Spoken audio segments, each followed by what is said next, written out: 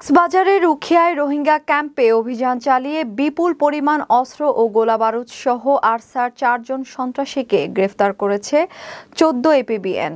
রবিবার ভোরে উখিয়ার 20 নম্বর এক্সটেনশন রোহিঙ্গা ক্যাম্পে অভিযান চালিয়ে তাদের গ্রেফতার করা হয়।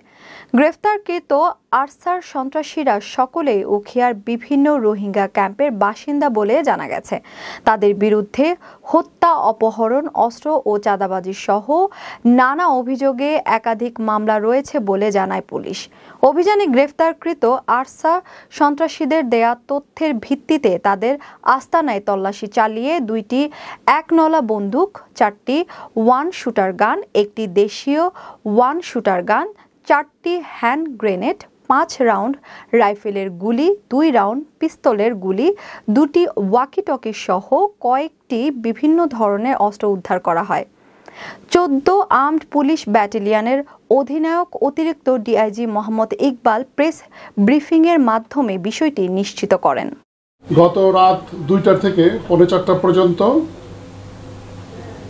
ক্যাম্প 20 এর 7 নম্বর ব্লকে অভিযান পরিচালনা করা হয় এবং সেই অভিযানে 4 জন শীর্ষ সন্ত্রাসী সহ 2টা 1নলা বন্দুক, 4টি 1 শুটার গান, একটি দেশীয় তৈরি এসএমজি সদৃশ্য 1 শুটার গান, দেশীয় তৈরি 4টি হ্যান্ড গ্রেনেড, 5 রাউন্ড রাইফেলের গুলি, 2 রাউন্ড পিস্তলের গুলি, 1 রাউন্ড শটগানের কার্তুজ, 14টি রাইফেলের গুলির খোসা ও 2টি শটগানের কার্তুজের খোসা, হ্যান্ড গ্রেনেডে ব্যবহৃত 2 প্যাকেট লোহার বিয়ারিং বল, 2টি ওয়াকি-টকি, 1টি ওয়াকি-টকির চার্জার এবং 2টি খিরিজ উদ্ধার করা হয় এবং 4 জন আসামি গ্রেফতার করা হয়। এরা হলো আমির হোসেন, তার বিরুদ্ধে হত্যা মামলা সহ বিভিন্ন ধরনের মামলা রয়েছে।